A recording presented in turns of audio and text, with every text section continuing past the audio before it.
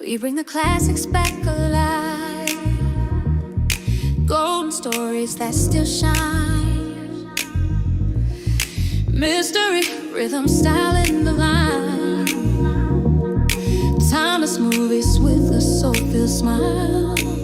At Silver Shadow Cinema, come feel the vibe, come feel the love. We restore the past, we light it up. So everybody move, let the credits run. Dance through the memories, history in harmony. You're right where you belong. Silver Shadows, this your song.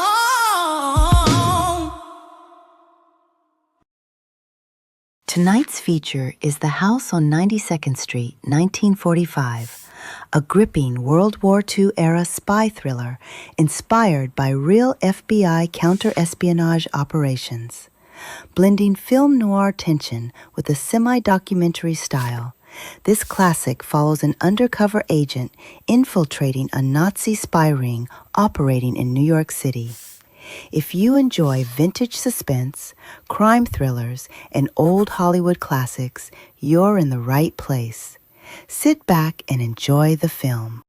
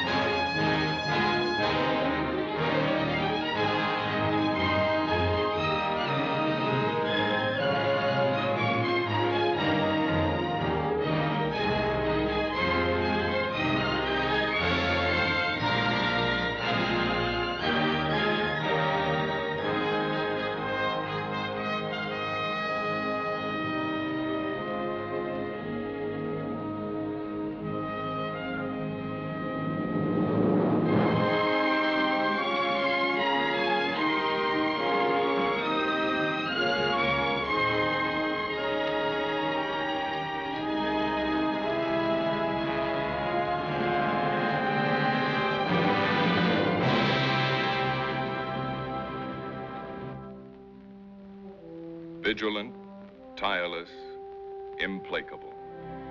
The most silent service of the United States in peace or war is the Federal Bureau of Investigation. The Bureau went to war with Germany long before hostilities began. No word or picture could then make public the crucial war service of the FBI. But now it can be told. In 1939, with thousands of known and suspected enemy agents invading the Americas, the FBI started building up its force of special agents and employees from 2,000 to a war peak of 15,000. Before being sent into the field, each new agent had to learn all the modern techniques of crime detection, such as the use of a specially treated X-ray mirror, through which an FBI man can see without being seen. The Federal Bureau of Investigation had to be the world's most efficient intelligence and counter-espionage service. For war is thought, and thought is information. And he who knows most strikes hardest. By examining the intercepted mail of unsuspecting Nazi agents, the FBI uncovered many secret channels of communication. Between the lines of an innocent-appearing letter, invisibly coded in an obsolete German shorthand, were important instructions for one group of spies. The Bureau's infinitely painstaking system of sifting and recording every scrap of potential information paid handsome dividends. The FBI was adding new names to its long list of Germans known to be dangerous. And each day, as fresh investigative reports came in from the field, FBI officials saw more clearly the pattern of German espionage in the United States. Nucleus of the Nazi network in America was the German embassy in Washington, protected until a declaration of war by diplomatic immunity. Long before December 7th, 1941, from a vantage point nearby, G-men photographed the actions of hundreds of suspects. These are the actual films taken by the FBI. They gave Director Hoover and his men a daily record and description of all embassy visitors. This continuous photographic surveillance provided a permanent record to be studied intensively whenever new developments took place.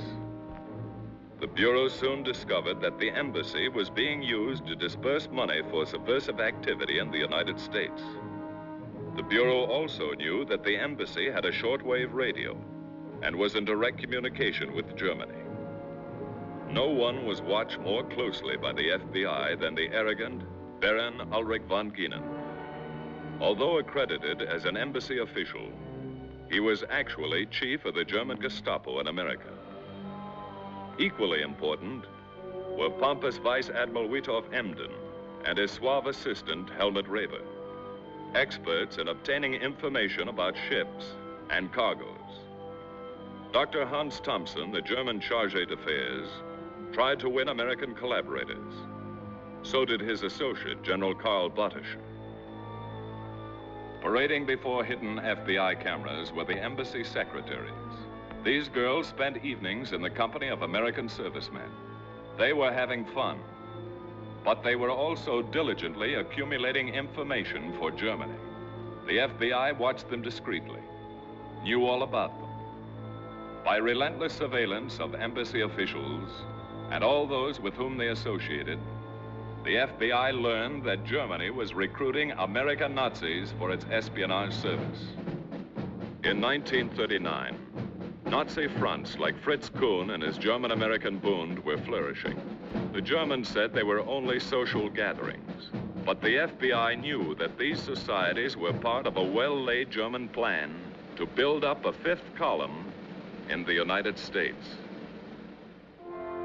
In 1939, on the campus of a Midwestern university, not far from Columbus, Ohio, there was a brilliant young student. Born of German-American parents who were proud of his college record, he was preparing to become a diesel engineer. His name was William Dietrich. Just before graduation, Dietrich was approached by German representatives who offered him a free trip to Germany and a well-paying job on arrival. Dietrich reported the incident to the FBI. When the meaning of the German invitation was explained to him, Dietrich offered his services to the Bureau.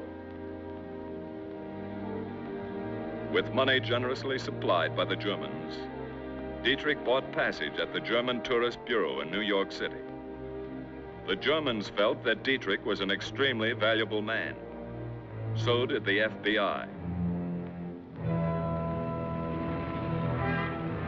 10 days later, Dietrich was 3,500 miles from New York, in Germany's great port city of Hamburg. On the Klopstockstrasse was a second-rate hotel, the Pension Klopstock, which housed the German High Command's notorious school for spies. Here were trained hundreds of recruits for the Abwehr, Germany's super-secret espionage and sabotage service. Like Dietrich, many of his classmates had been recruited in the United States, and back to the United States they would go when they were properly equipped.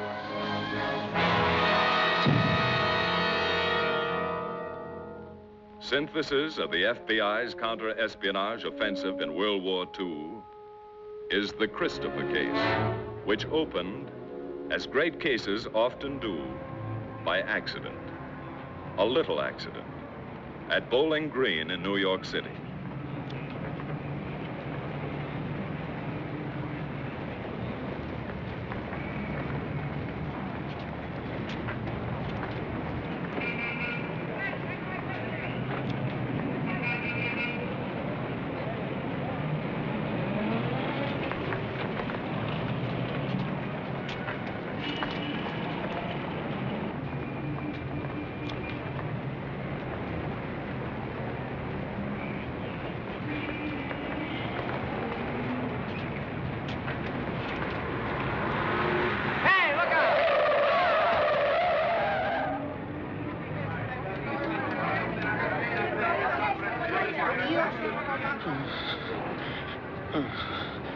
Christopher.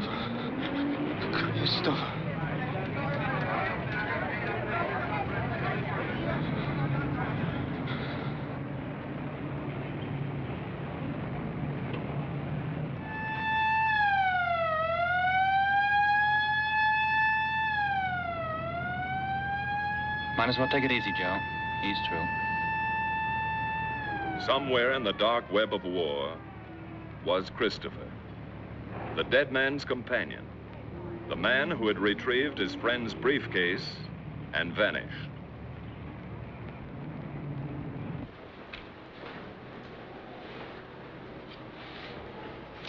Who was he?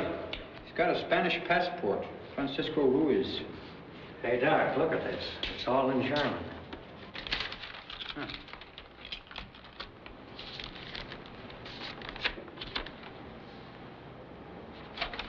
Stuff about ships, I think. And here. Brandkerngeschoss. That means incendiary bullet. Weight, 148 grains. Load, 46 grains. DuPont 1127 powder. Can you read Spanish, too? Something funny about this. We better get his fingerprints and turn them over to the FBI. Fingerprint.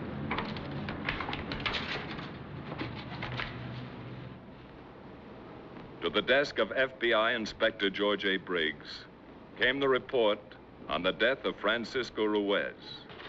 In the FBI Identification Division are nearly 100 million sets of fingerprints, so organized that it takes less than 5 minutes to identify a set of fingerprints with those on file. No fingerprints were listed under the name of Francisco Ruiz. But regardless of name, once his... At this point, the tension is only getting stronger. Notice how the film builds its suspense, not with loud moments, but with quiet, creeping dread. If you're enjoying this rare classic, take a second to like the video. It helps bring more hidden gems like this to the channel. Was classified, a search for the individual's identity was a simple matter.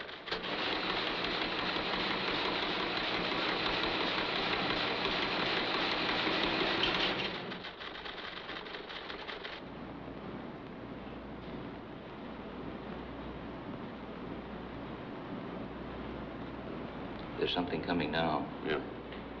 It's in cipher. This stuff is fugitive. We better get a shot of it before it dissolves.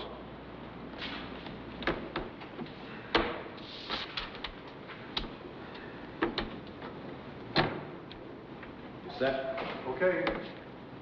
Send a copy to cryptanalysis. Yes, sir.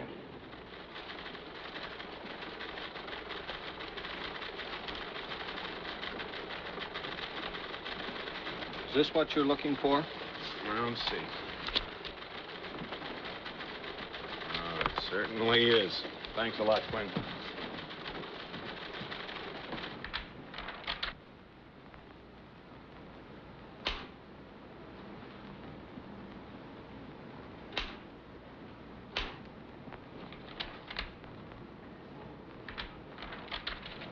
Here it is, Mr. Briggs. Oh, thanks. Chris, Christoph wird sich auf Prozess 97 konzentrieren. Herr Christoph wird sich auf Prozess 97 konzentrieren. That translates Mr. Christopher will concentrate on process 97. What's that? Oh, Herr Christoph, Mr. Christopher will concentrate on process 97. That's all? That's all. Thanks. Thank you. Inspector Briggs knew that the most important American military secret in history was Process 97. Set up a conference with military and naval intelligence immediately. That's all.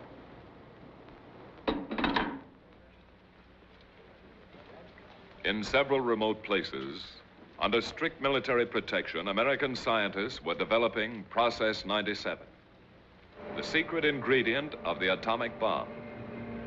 An explosive derived from the metal uranium, so powerful and devastating that one relatively small bomb gave promise of having the destructive power of 20,000 tons of TNT.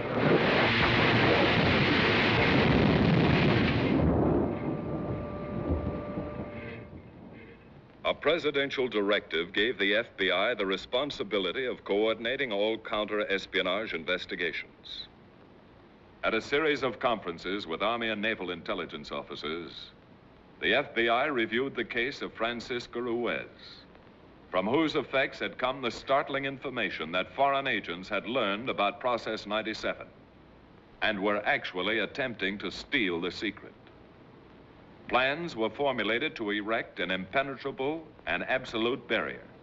Have you any other information, Mr. Briggs? No, not at this time. Mr. Briggs. Yes, Admiral. Who is this Mr. Christopher? I wish we knew.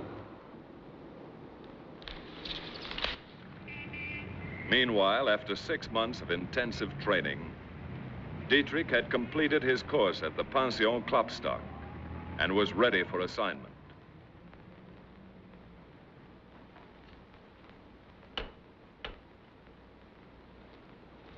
For your first needs, $50,000. You will make 3 contacts only. Elsa Gephardt, Colonel Hammerson, and Adolf Klein. You will keep them in funds. Yes, sir. When you reach New York, go directly to Elsa Gephardt on East 92nd Street. You will establish contact with Hammerson and Klein through her. Yes, sir. These are your credentials. They are on microfilm.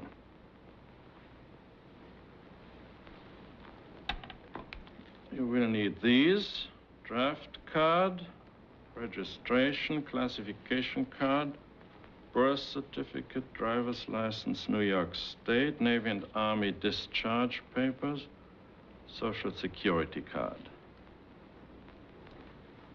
No one could tell them from the originals. One thing more. There is one person in the United States who can countermand the orders I have given you. If you receive instructions from Mr. Christopher, abandon whatever you may be doing and place yourself entirely at his disposal. Mr. Christopher. Is all of this clear? Yes, sir.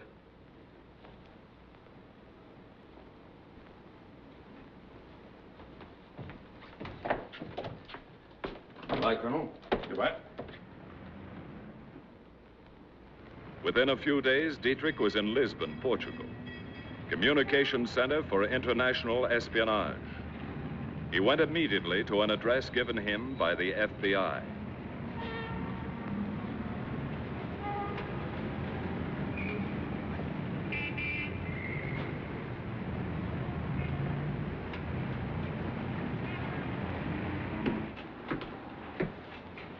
Say, there's something wrong with this watch. I wonder if you'd look at it.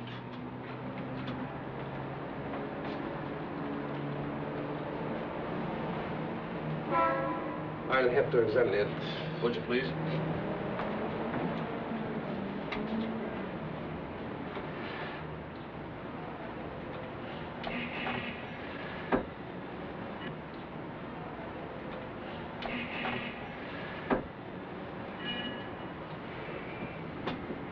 I'm sorry, sir. I ought to be able to repair this watch. I understand. Thanks.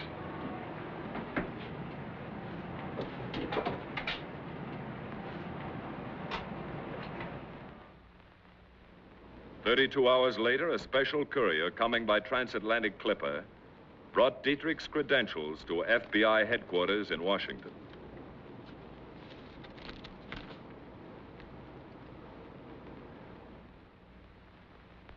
Inspector Briggs was given the responsibility of solving the Christopher case.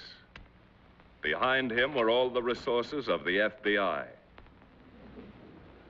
That translates William Dietrich is specifically authorized to receive all reports for transmission direct. 2, Sie sind instruiert, sich an ihn für allen Zahlungen zu wenden. That means you're instructed to look to him for all payments. 3, es ist ihm nicht erlaubt, mit den Ihnen bekannten Agenten in Berührung zu kommen. That'd mean he is forbidden to have any contact with agents known to you.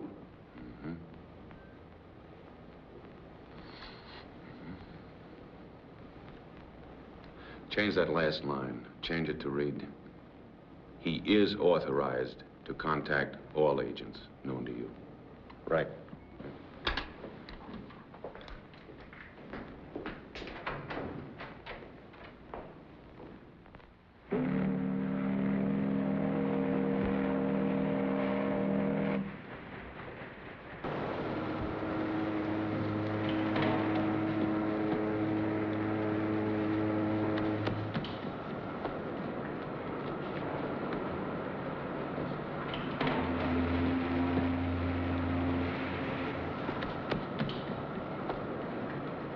Is that a new watch?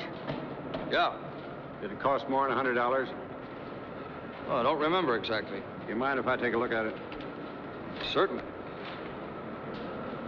There you are.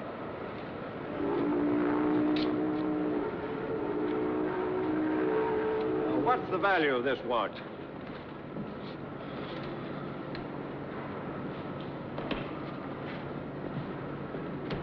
Oh, it's about $90. Thank you. Here's your watch. Oh, thanks.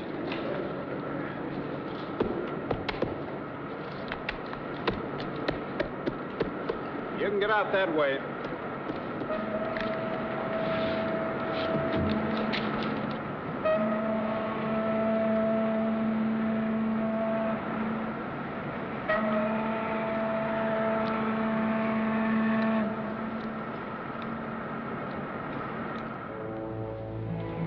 Just off Madison Avenue in uptown New York, there was a 5-story dwelling.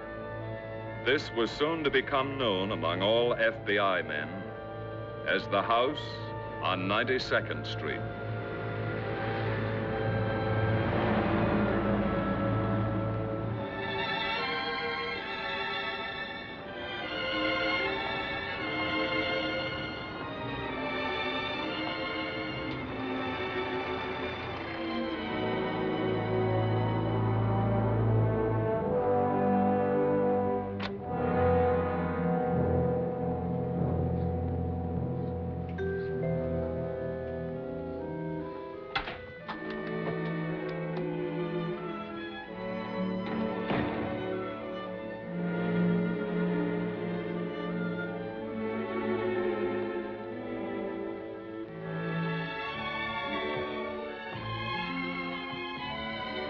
May I help you? Miss Elsa Gebhardt? Yes. I'm Bill Dietrich. I have a message for you from Felix. How is Felix? You mean Felix Brown of Miami, of course.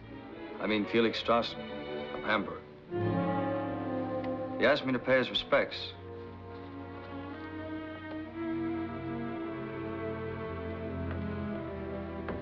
To give you these. Would you care to sit down? Thank you.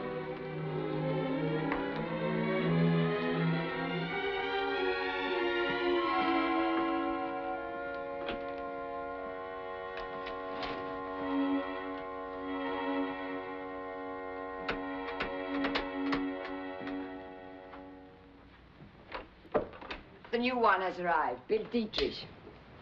I have his credentials here. Max, turn off the light.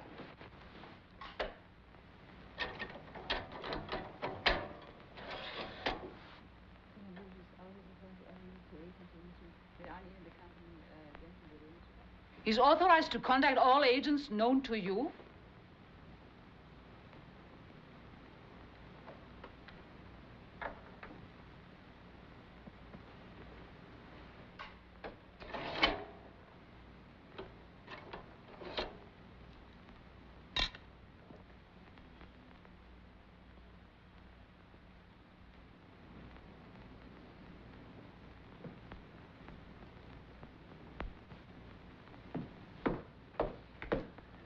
Everything all right?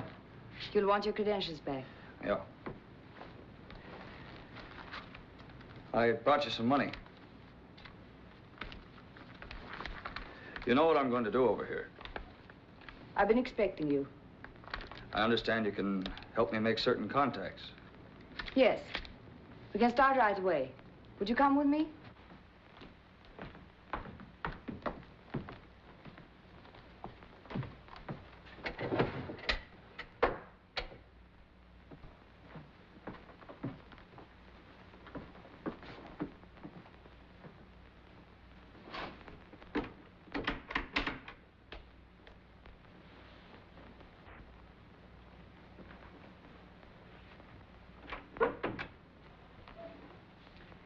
This is Bill Dietrich.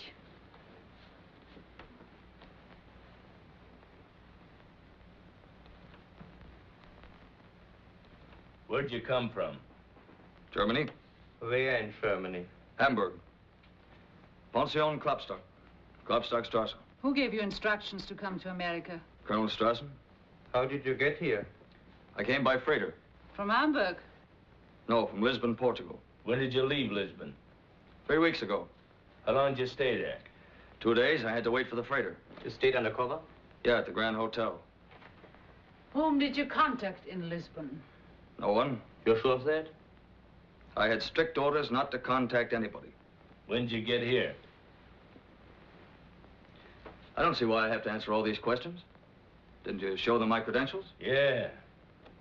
We seen him. Maybe he doesn't want to tell us when he got here. Is that right, Mr. Dietrich? I have no authority You to... got off of the boat at 10:17 this morning. You left the pier at 10:50. And trust me, the twist in this film is something you won't see coming. Make sure you stick around, because the ending changes everything. You took a cab to the Martinique Hotel at 32nd and Broad. You checked in and stayed there until 12:30. Then you took a bus to 42nd Street in Times Square and walked to the Silver Dollar at 46th Street and had a cup of Java. Then you come here. Why didn't you come right here? Why did you go to a hotel? Well, I wanted to take a bath, and I... Well, it looks like you know all about me. Yeah, we're gonna keep on knowing. Before you arrived, we worked in small groups, unknown to one another. I see. What's so special about you, Mr. Dietrich, that you are allowed to know all our agents? Those are the orders. It looks like we're all taking a chance on you, mister. Everybody takes a chance. Hamburg wants their agents to be in a position to send information direct, through me, in the event of emergencies. Who are these people? Max Coburg, Konrad Arnold. They used to be with the Eisender Wachtbund. Johanna Schmidt. She has special duties. Gestapo. I know about you from Hamburg. What do you know? Usual things. What's your job? You gotta get stuff through faster. Radio's best, so I'm going to set up a short wave station. I'll need some help. What kind of help? Radio parts, mostly. It looks suspicious if I bought them all myself. What do you want? Well, I have a list here. I'll let you know where you can send them.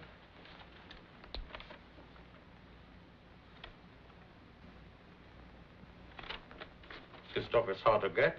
I know, but Hamburg needs a station here. Conrad will get them for you. As soon as I find the right location, I'm going to open up an office.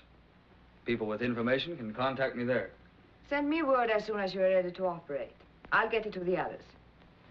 I want to contact a Colonel Hammerson. I can arrange that. I have some money for him. You're watching The House on 92nd Street, 1945, a classic would-be spy thriller based on real FBI operations. Enjoy the film. Well, I want to get started as quickly as possible. Certainly.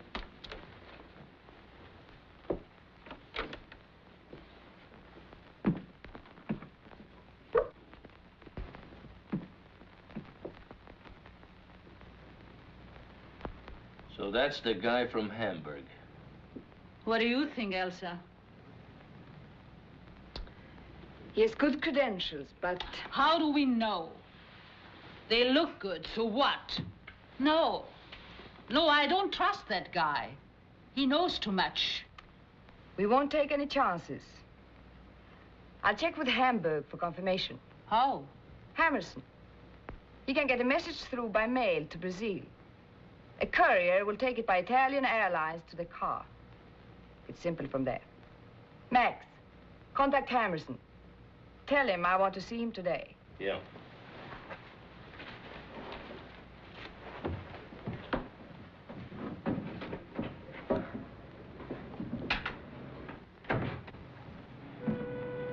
Following a prearranged plan for maintaining contact with Dietrich, Inspector Briggs set up a special office in New York City.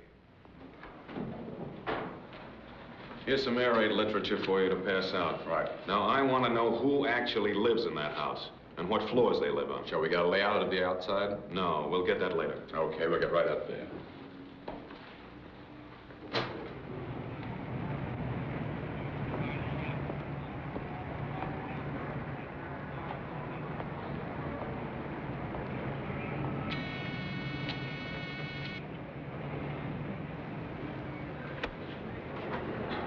Good morning. Good morning. Is the superintendent in?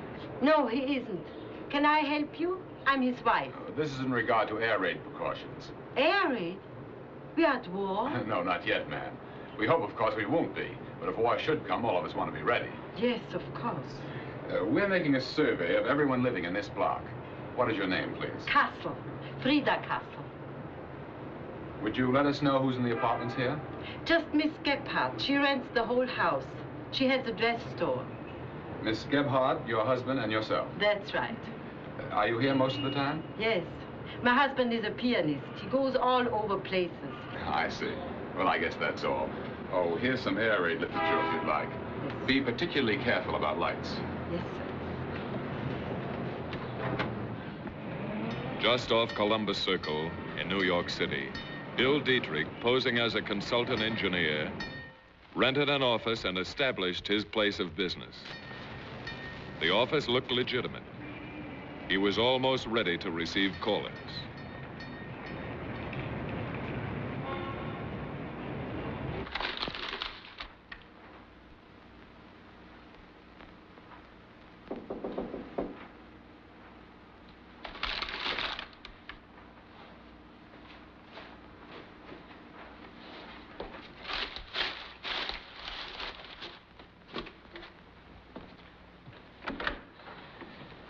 Morning. Good morning. Are you Mr. Dietrich? That's right. I believe we have a mutual acquaintance, Felix Strassen. Come in.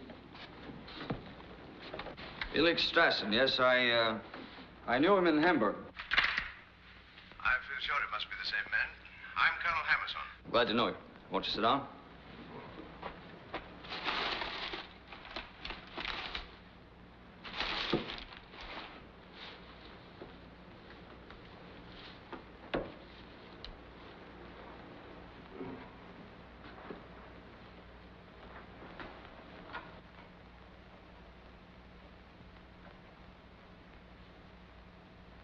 If you're enjoying this classic film, make sure to like the video. It really helps keep these rare movies alive on YouTube. And if you love classic cinema, crime stories, or hidden gems like this one, subscribe for more full-length films every week. Now, back to the story. Looking for something, Colonel? I'm just naturally cautious.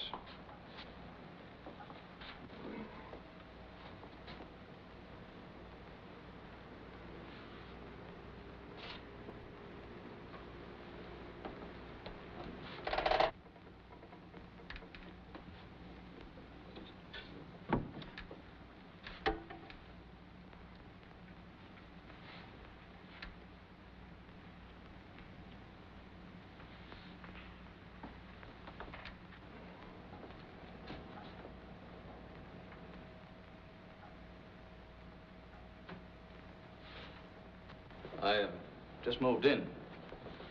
Things are a little bit upset. Yes, I see. I have something for you. It's a microfilm. From Felix. It confirms you have funds for me. And you have something for Hamburg. We'll see. You must have good sources of information. I've had considerable experience. You've heard of me, of course. Oh, yes. During the last war, I worked with Captain Boyet, Fritz von Papen, Count von Bernstorff. This time, the stakes are higher.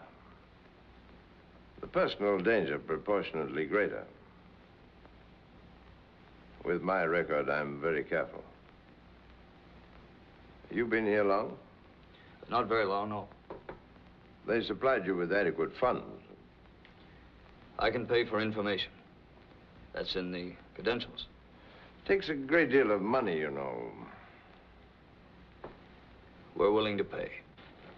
I think perhaps Hamburg might be interested in an entirely new type of gun the United States Army is testing. It's a wonderful gun. I've seen it. Mm-hmm. It projects an anti-tank rocket. Guiding fins are folded inside the barrel. Here are complete details of recent shipments of Bell Airacobras and Curtiss P-40s to England and Russia. This is special information on the new Lockheed P-38s. The speed and armament of this plane is strictly secret.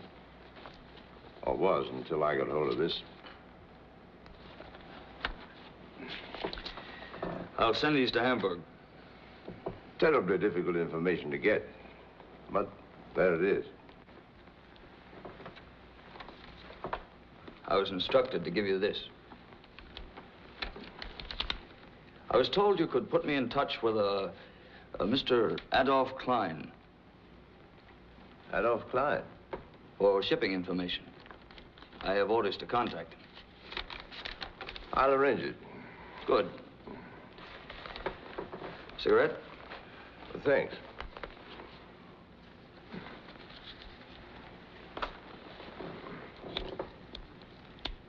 How can I get in touch with Christopher? Why? He's my boss. I've never even met him. He's my boss, too. Yeah? I haven't met him either. You'll take care of me on Klein. Oh, yes. Where'll I find him? I'll contact him and arrange a meeting. When will this be? I'll let you know.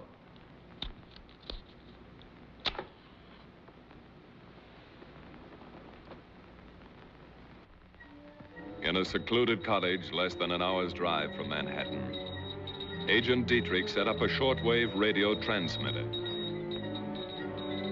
Hamburg complimented Dietrich on the speed and efficiency with which he got his reports through to Germany and their instructions back to the United States.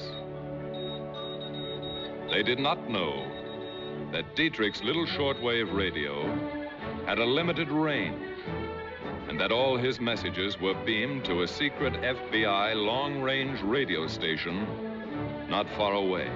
From this point, the FBI relayed Dietrich's messages to Germany on the wavelength and schedule, and in the code that the Germans had given him. He, in turn, received all replies and instructions from Germany the same way, through the counter-espionage station of the FBI. But all messages in both directions were first teletyped to Washington for immediate examination.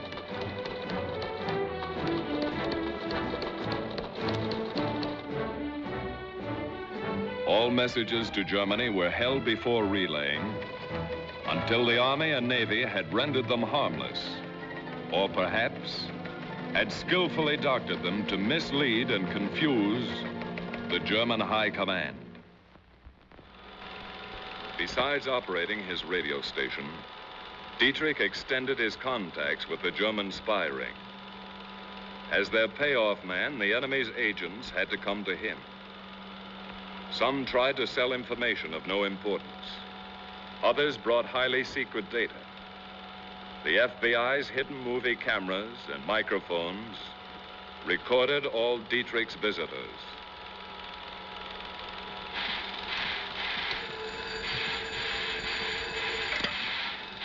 Hello. Suddenly and disastrously, Japan struck at Pearl Harbor. On this momentous, infamous Sunday, the FBI sprang into action just as swiftly and effectively as the rest of the nation's armed forces.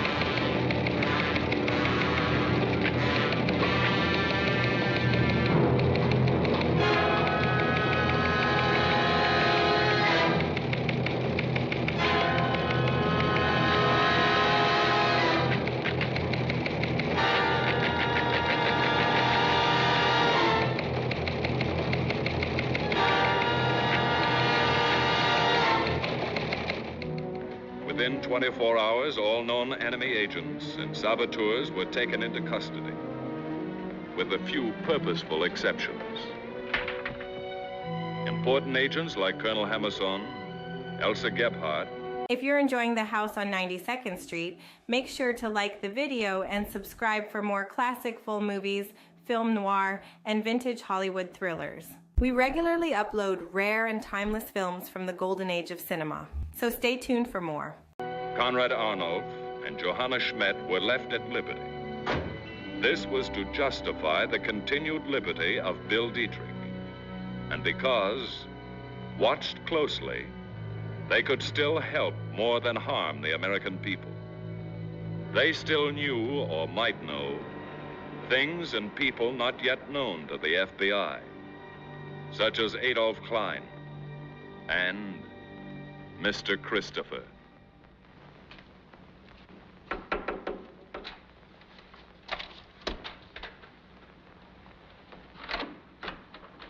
Oh, Colonel Hammerson. Hello, Dietrich. Isn't it sort of dangerous for you to be coming here now? Yes. The war makes everything difficult. Every day they're picking up more of our agents. But I've made contact with Adolf Klein. When could I see him? Immediately. You'll have to come with me now. Good.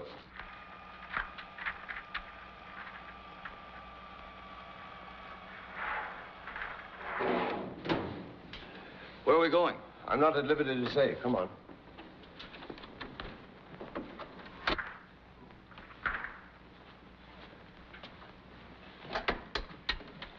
Calling car 70. Calling car 70. Come in, car 70. Over. Car 70, standing by. Over. Mr. H going down an elevator with D. Mr. H going down an elevator with D. Follow and advise. Over. Okay, will do. Off and clear.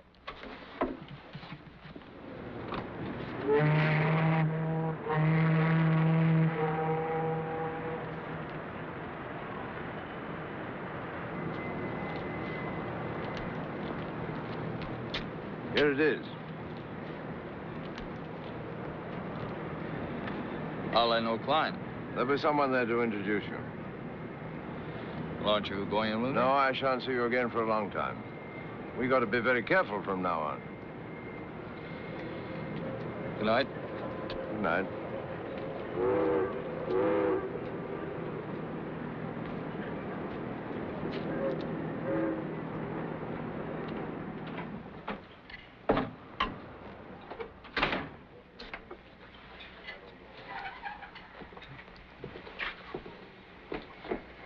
Good evening. Hello. Meet Adolf Klein. How are you?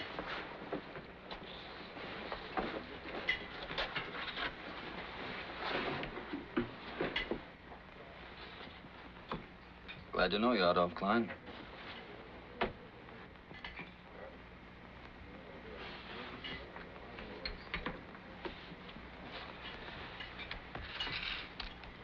And Felix.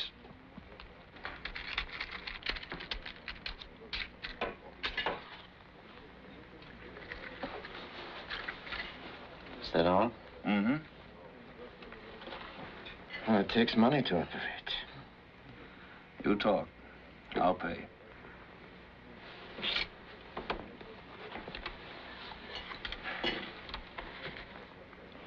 The Britannia sails for England tonight. A Dutch boat, the Delft-Dijk, goes with her. She'll join convoy 30 miles due east of Sandy Hook.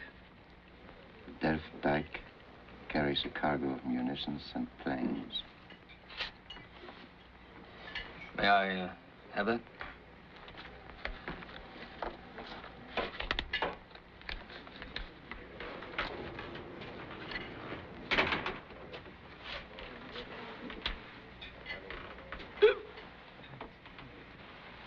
Who's that? It's Gus Hausman. He works for me. He's drunk. He is a good man for information when he isn't drinking.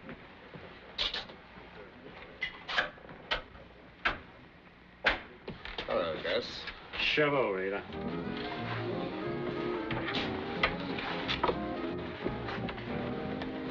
Who are these people? They're friends of mine. You're the payoff man. Is that right? That's right, Gus. He's gonna take good care of us. Take care of you. You know where he gets his dope on ships, don't you? I give it to him. That's where he gets it. Who's gonna take care of me? Oh, come on, Gus. I'll buy you a drink. I'll have a drink. How would you like to know that Queen Mary's back again? She's loading 40,000 drums of oil. How would you like to know where she's going? Australia, that's where she's going. And she's full of troops. How much dough is that worth? I pay Klein. He'll take care of it. Oh, you pay Klein. Who pays me? I'm gonna take care of you, You Gus. take care of nobody. You gonna pay off? You'll have to operate through Klein. Okay. Okay. Let's forget the whole thing.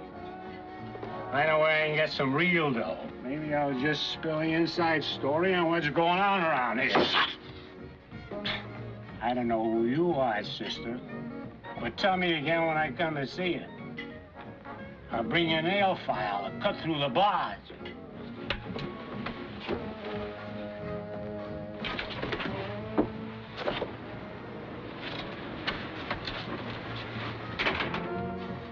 Look, she knows what she is doing.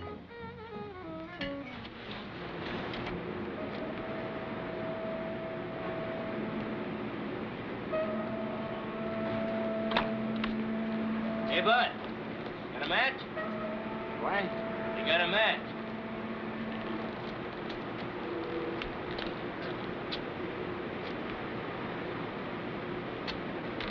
You want a light, huh? Yeah, bud. How you feeling?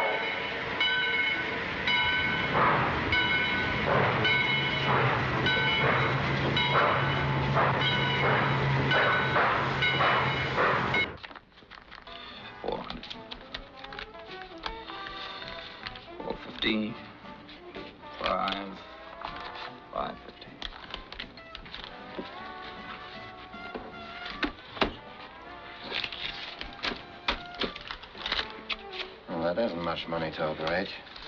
I've got to pay a lot of people. You'll be paid well enough. You, seen Mr. Christopher lately? Hey, who are you? You were told about me? Don't you trust me? Well, you're fooling around with a lot of stuff that's none of your business. Now, wait a minute. I thought it was I've got to be sure that my information is getting through. That's my job. Maybe. But I got to be sure. I'm going to send my information through Mr. Christopher. I'm working for Christopher. And what are you asking about him for? The war's changed things. Only Mr. Christopher can change things. Well, that's the way you want it. That's the way it's going to be. Well, you're sticking your nose in things, you might take a little trip with Gus.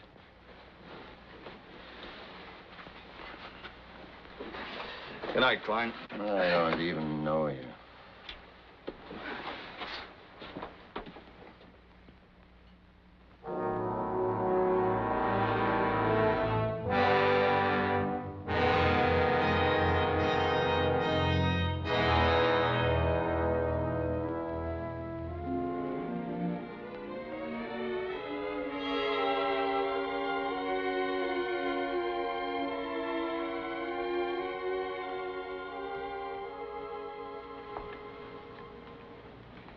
Where have you been? I just came from the office. Where were you last night? The radio station? Weren't you supposed to meet Klein last night? Yeah, I met him.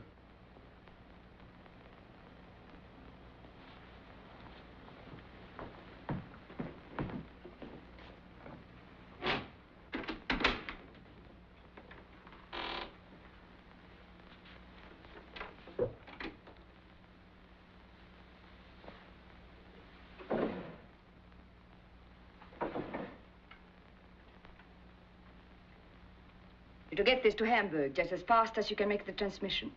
What is it? If we hadn't done anything else in all the years we had been here, this information would be more than worth it. It's up to you now. This is your chance. I'll get it through. Cigarette? Thank you, I don't smoke.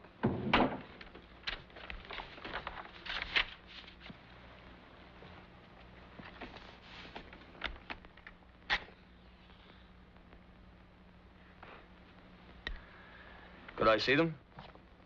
You'll have these papers back here tomorrow night.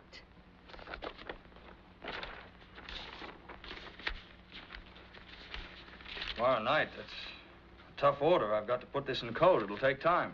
Orders are not to be questioned. It'd save time if I could burn them when I was finished.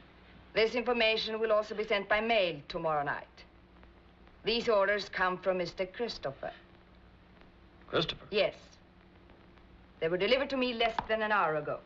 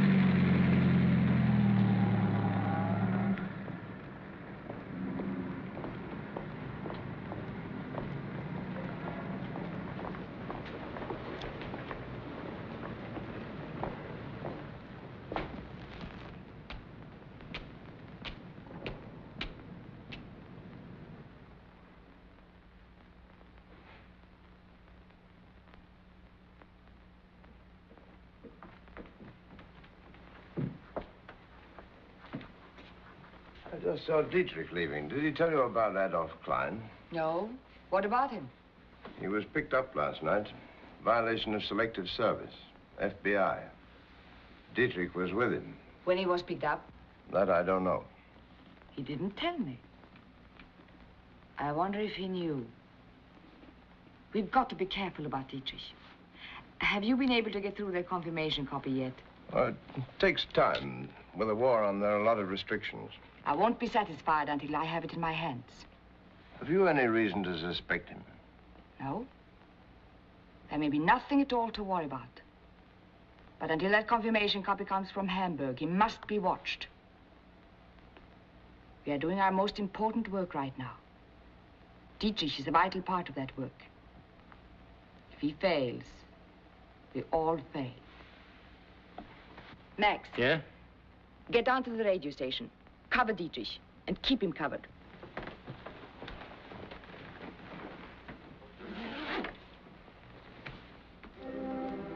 Less than an hour after Dietrich received his instructions from Elsa Gebhardt, an important envelope reached Inspector Briggs. The envelope contained the data Elsa Gebhardt had given him, together with an important clue: the cigarette butt, stained with lipstick, which Dietrich had found on Elsa's desk. The contents of the envelope were so unusual that Inspector Briggs rushed to FBI headquarters in Washington. And presently, a distinguished physicist, sent for by Briggs, was flown to Washington. He was Dr. Arthur C. Appleton, 72-year-old chief of the Central Laboratory, where the final secret experiments on Process 97 were being conducted.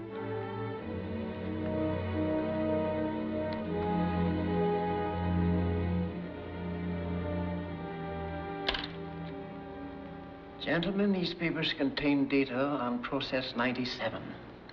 It is appallingly accurate. These are details of experiments which we made barely 2 days ago. Dr. Appleton, we must send this information on through to Germany.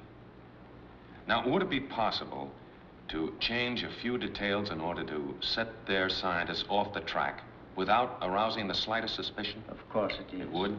We've been thrown hundreds of times ourselves by the slightest error. Now, we're going to need your help to change that data. Do you think you can do it tonight? I can start immediately. Inspector Briggs ordered the Central Laboratories placed under strict and continuous surveillance. Through an X-ray mirror in the rear of an ordinary delivery truck, movies were taken of even the most trusted individuals working on Process 97. This method of surveillance enabled the 400 FBI agents now assigned to the case to become familiar with the faces of every worker permitted to leave the plant. This facilitated the FBI's difficult job of tracing all of their activities and all of their contacts.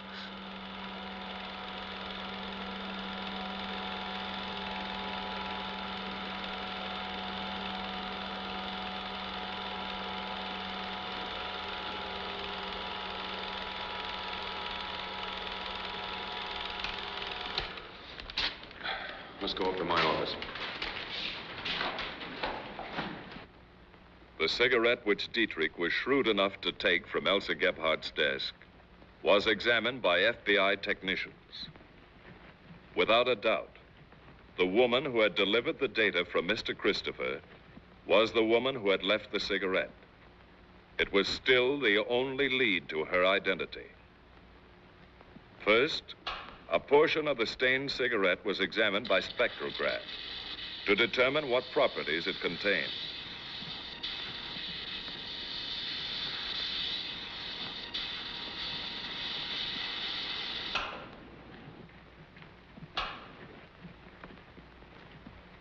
The lipstick could then be identified by comparison with all known brands in the Bureau. Things are starting to unravel now, but in a mystery like this, every answer usually leads to more questions. Pay close attention to the details. Sometimes the smallest clue changes everything. And if you're enjoying the atmosphere of this classic, take a second to like the video. It helps keep these rare films alive on the channel. Now, let's see where the trail leads next. Those files. That's fine. Send it along as soon as you can. Here's the lab report on the lipstick.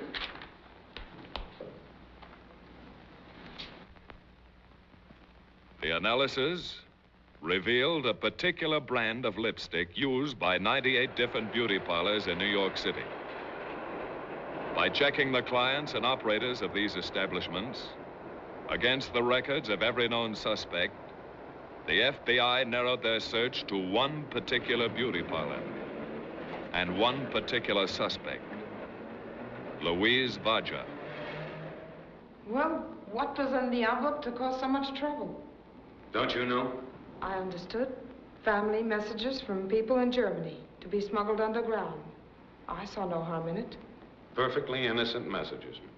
That's all. Now, let's stop this little game and get down to real honest facts. I've told you the facts. We know a great deal about you, Miss Vodja. You once worked on a North German Lloyd liner. You were a hairdresser. You used to bring across letters from Germany and mail them when you got ashore. I never knew what was in them. They were letters of instructions to German agents in this country, and you were working as a courier for the German Secret Service. Right now, you're what we call a sleeper agent. You were planted here a long time ago by the Nazis. You lived a normal, inconspicuous life for years, making friends, earning a living, just waiting until you got a call for the one particular job.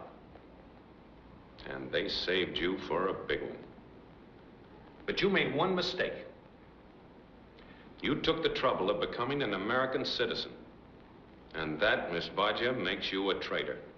I've done nothing since the war began. Nothing, I swear it. All right, now let's get back to this envelope. Where did you take it? I was told to take it to a house on 92nd Street. And who told you to take it there? I don't know. Could it have been a name like Mr. Christopher? I don't know that name. Are you sure? Yes, I know the name, but I don't know who he is. I've never seen him. Have you ever delivered messages any other place? Just the house and to a bookstore. Bookstore? If something goes wrong, I deliver the messages there. What bookstore? It's on 59th Street. I think the name is Lang. Aren't you sure? Yes, it's Lang's bookstore. You have a friend who's a scientist. He's engaged in very important war work. What is his name? I have no friend. Yes, you have, because he visits you at your home.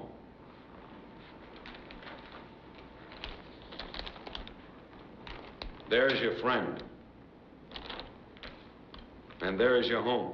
And the name of your friend is Charles Ogden Roper.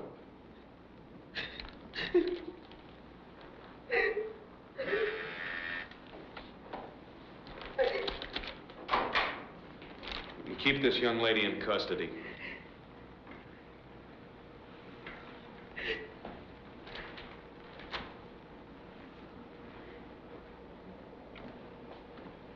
I want a surveillance made of Lang's bookshop on 59th Street. Right. We've been through the Vodja apartment. Oh, you find anything? Yeah, we found the typewriter and it checks. That's the one that was used to copy the data. Then Roper is the man who's been getting it out. Shall we pick him up? No, we can't pick him up until we find out how he does it. You know, we've got a man under 24-hour surveillance. He never leaves that laboratory without being thoroughly searched, and still he's getting the stuff out. That's our problem. That's what we have to solve. How does he do it? How does he do it? The following day, an unusual message from Germany was picked up by the FBI monitoring station and relayed on to Dietrich. It was also teletyped to Briggs.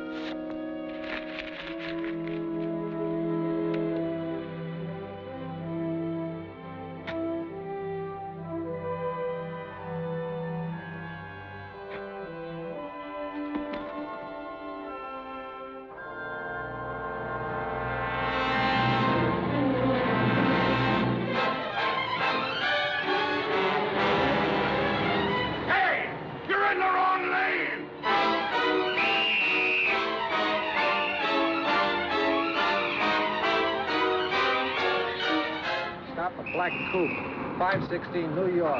Last three numbers, one man driving.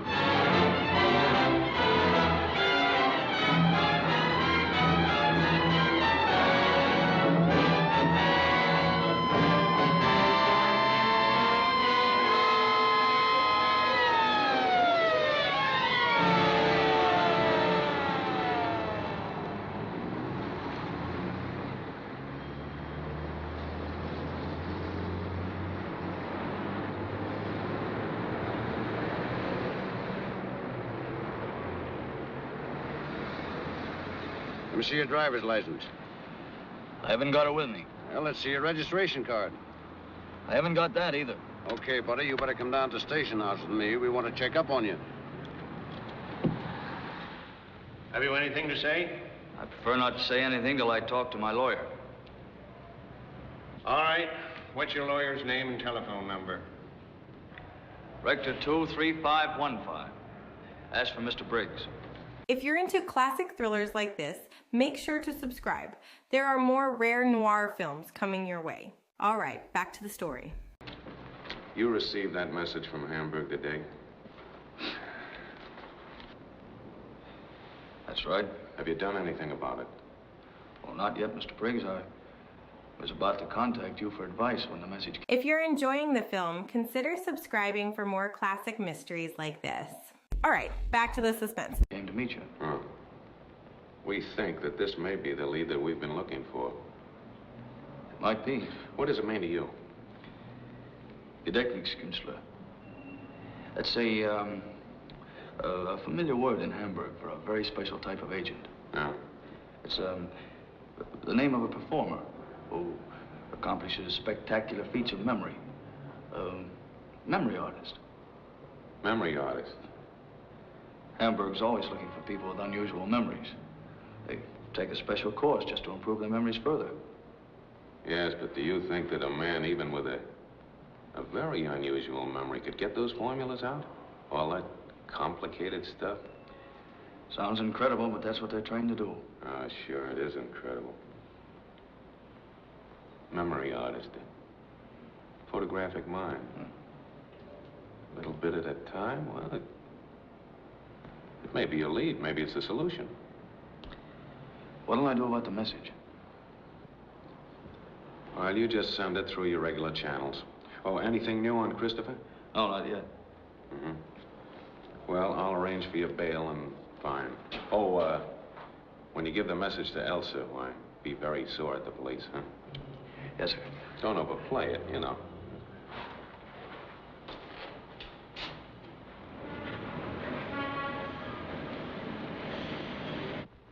The FBI had to know every detail of Charles Ogden Roper's life. Yeah, I remember that crazy act, but I can't remember the name. Never could remember names. Does this sound like it? Has performed in clubs, Sunday school entertainments, banquets, special parties. Demonstrates amazing feats of memory. Oh, don't pay any attention to that. They always write their own. Performs amazing feats of memory. What kind of feats? What's the angle? Well, you see, people call for things from the audience, you know. They want to hear stuff out of highbrow books. You know, this guy can keep 14 games of chess going at the same time. Chess? Boy, there is a lousy game. But 14 games going at the same time would take a remarkable memory. Sure it does, but it ain't box office. I'll take this along. You'll get it back. Don't worry, brother. That act is out of date.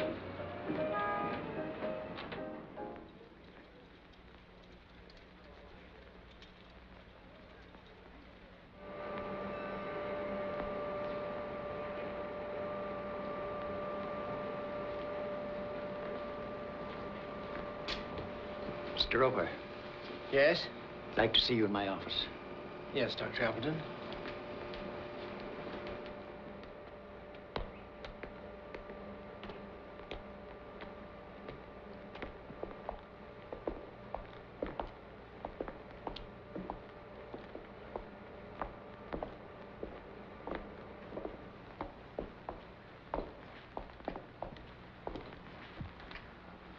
This is Mr. Briggs of the FBI. Mr. Roper, my credentials. Sit down, won't you? Do you recognize those? Those are photostats of Process 97. They were stolen from here. I understand that you're one of the workers allowed to leave the Institute. A few evenings each week, yes. And you always spend those evenings with a friend in town. We play chess. Chess? I never go anywhere else. She's an old friend of mine. I've known her a long time. How long? About 3 years. Shortly after we intercepted this data, $5,000 was paid into your bank account. That money was from securities I'd sold. Doctor, what do you want to know? This gentleman thinks that you memorized parts of that formula before you left here. And when you got to your friend's house, you set them down. We know all about you, Roper. We've traced you back to the day you were born. We even know the approximate date that you're scheduled to die. You might be interested in this. That's an intercepted message direct from Germany. It'll save a lot of trouble all around if you'll cooperate with us.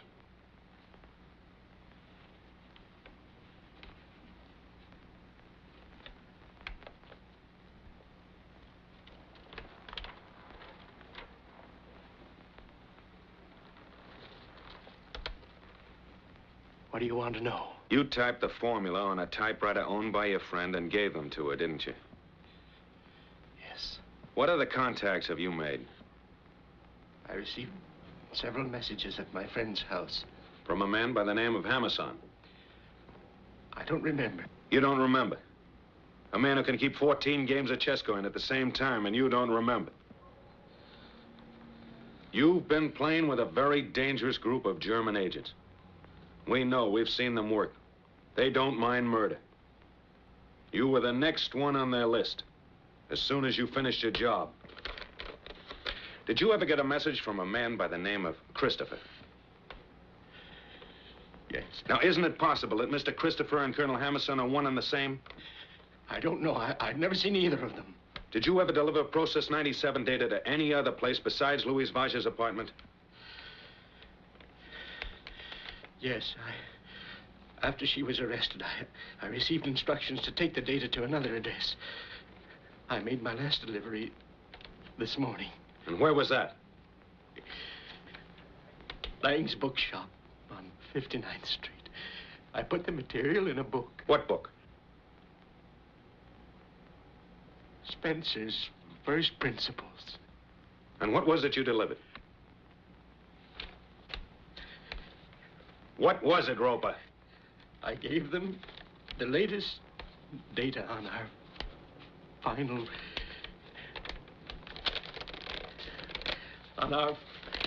experiments. Thank you, Doctor. Put that man under arrest. I'm going to call Walker. Yes, sir.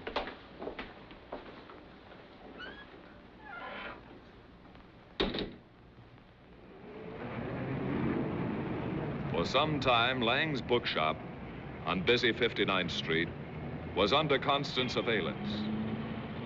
Every person who entered or left the store was being photographed by FBI agents from an office directly across the street.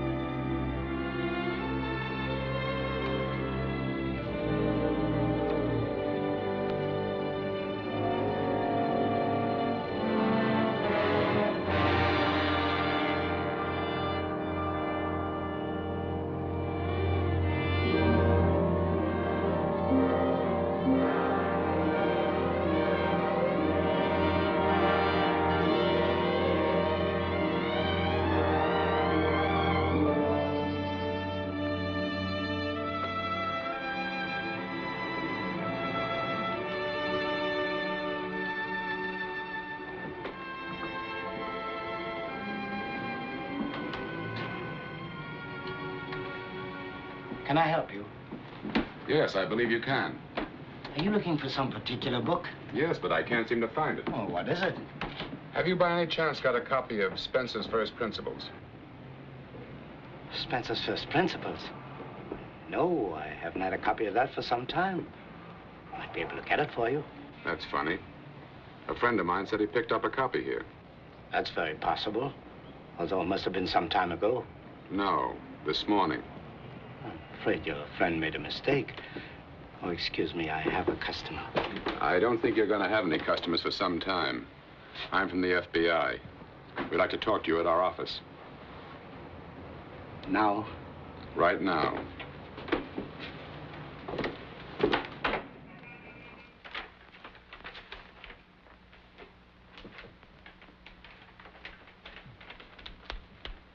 Johanna, we've got to get this through today. Where's Bill? At his radio station. Now, you and Conrad take this out there. Stay there while he puts it into code. Make sure that he sends it, because everything depends on you getting that through. He'll send it. Then bring it back here. Has the confirmation copy on Bill come yet? No. We expect it any time now. The clipper has been delayed. Do you think we ought to take this chance on him? There's nothing else we can do. He's still our fastest channel to Hamburg. We've got to take a chance. Okay, let's go.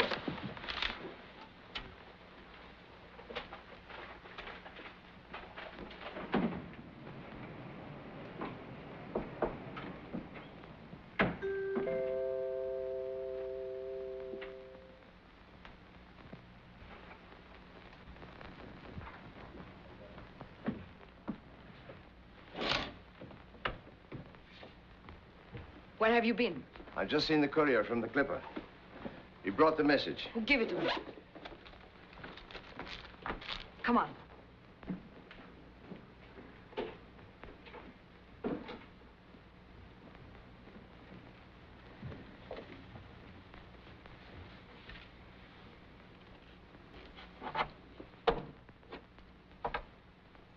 If you're enjoying this classic mystery so far, don't forget to like the video. It really helps bring more rare films like this to the channel. And if you're a fan of vintage cinema, make sure to subscribe. There's a lot more where this came from. Now, let's get back to the story.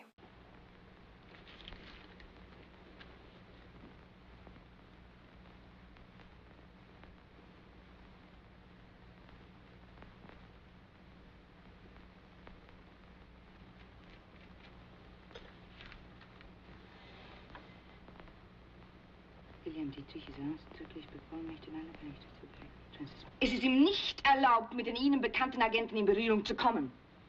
He's forbidden to contact any agents known to you. Next!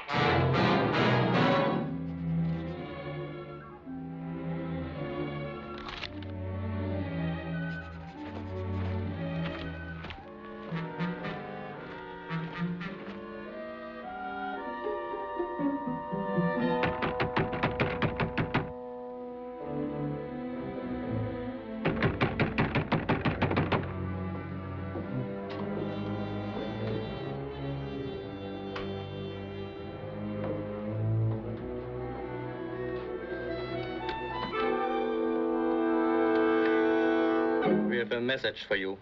You got no business to come here. We were ordered to come.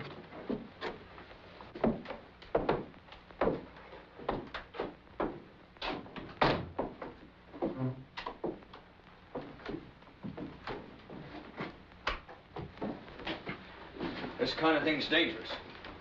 We weren't followed. This is from Elsa. You have to send it immediately. This is important.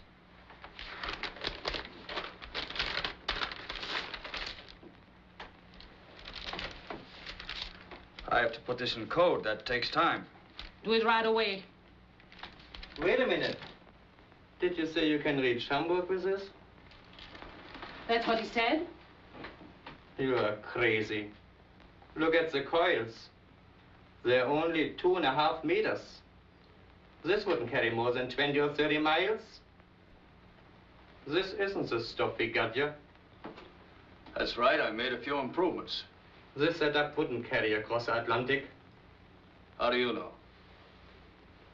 'Cause I'm going to try. Go ahead.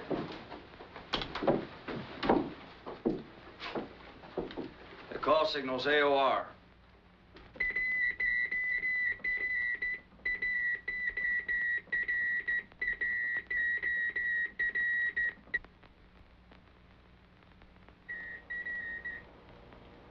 That's not Bill sending. I know his fist.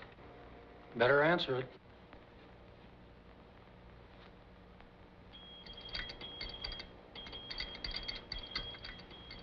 What's that? That's not Hamburg. There's no mush. It's coming from somewhere nearby. Where's it coming from? How would I know? It's not up to me to ask questions. I follow instructions the same as you. Maybe it's a relay station, picking up messages from a small set like this and boosting it across when conditions are right. That's a new one. Transmissions across the Atlantic are uncertain. I can't sit here all day waiting to send messages. I don't believe you, mister.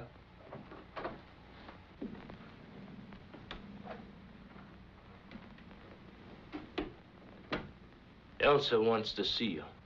What for? She don't want you to send no messages. What's up, Max? Got a message from Hamburg. Him. Yeah.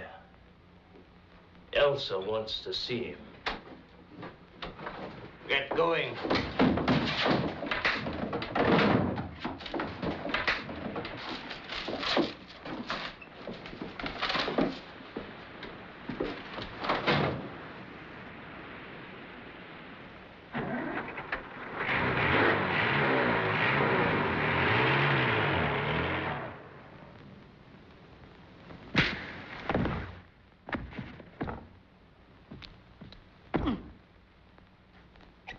What'll that do? It'll make him talk. It takes time. 3 injections. In about an hour, he'll be answering questions. Well, what'll it do to him? He'll tell you the truth. Scopolamine. Drugs part of the brain. I want to know about that envelope and his radio and a lot of other things. We got the picture of the last pickup at the bookshop. Lang's identified the man. Good. Match that with all the film we've got on the Christopher case. The Barger house, Dietrich's office, the gown shop, everything we've got. Right. All you from the projection room. That's the man who picked up the book. Lang's confirmed that.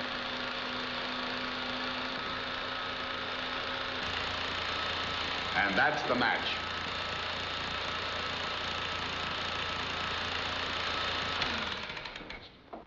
Well, there's no question about it. Frida Castle's husband is Mr. Christopher, the 3rd member of that household. You mean the man posing as her husband? Yeah. Come on. We're going out and pick up Mr. Christopher.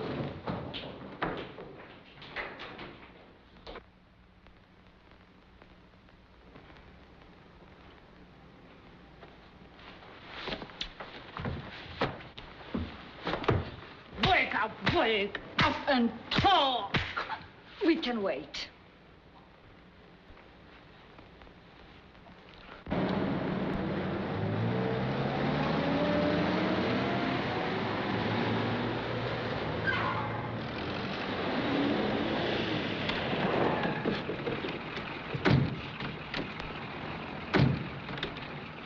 You're not going anyplace. Come on.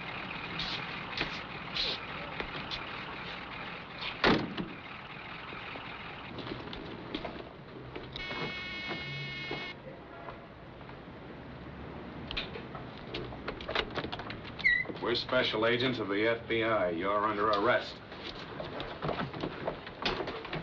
Where did you send that information?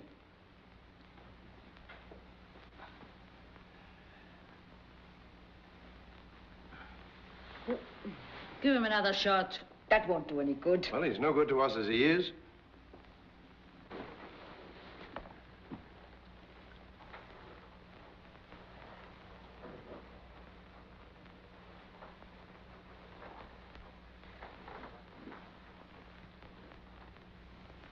What's the range of your radio? 80 miles.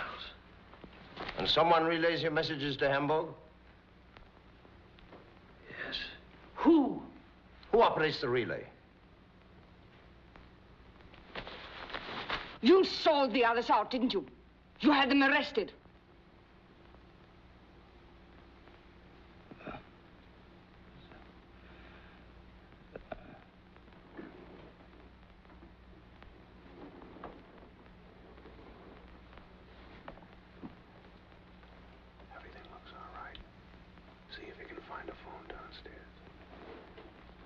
If he doesn't tell us what we want to know, shoot him.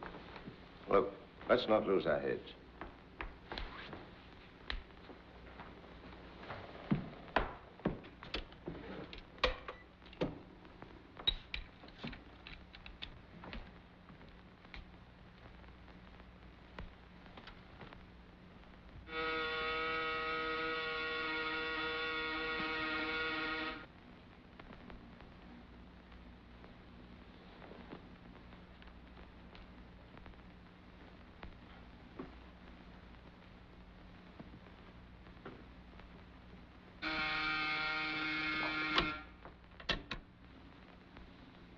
Yes? I'm a special agent of the FBI. The apartment is surrounded. What is it? We'll give you exactly 2 minutes. Women will come out first. The men will follow, hands above their heads.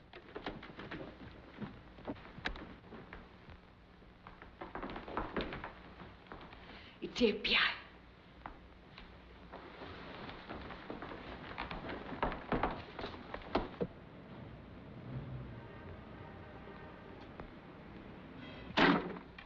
You've got 2 minutes.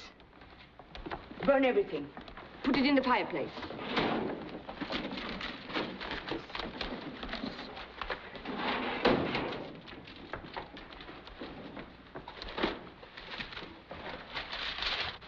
Joanna, give me the papers on Process 97. We've already failed once today. We cannot fail again. Nothing matters except getting this information through. Our lives, nothing. There's one chance left. To contact the courier from Hamburg. I've got to get out of here. You'll have to cover for me. Delay them all you can. It may mean the lives of every single one of us, but this information must be on its way to Hamburg tonight.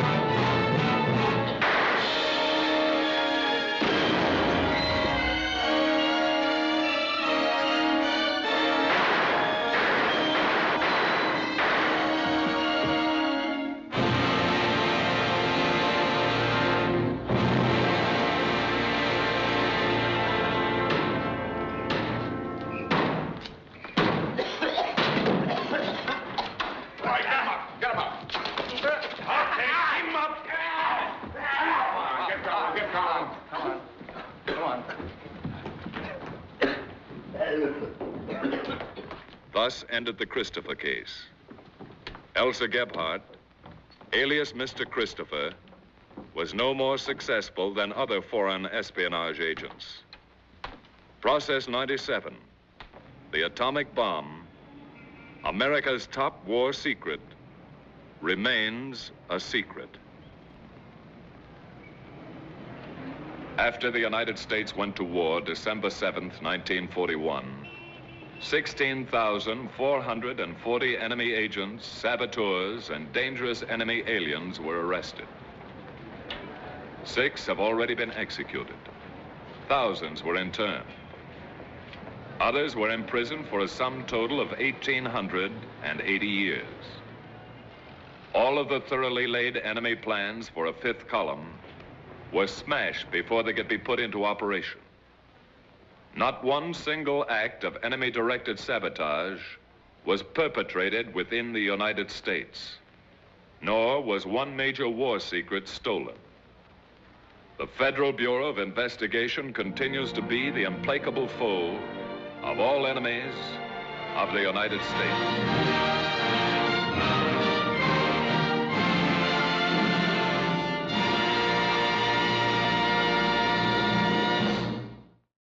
Thanks for watching The House on 92nd Street. 1945.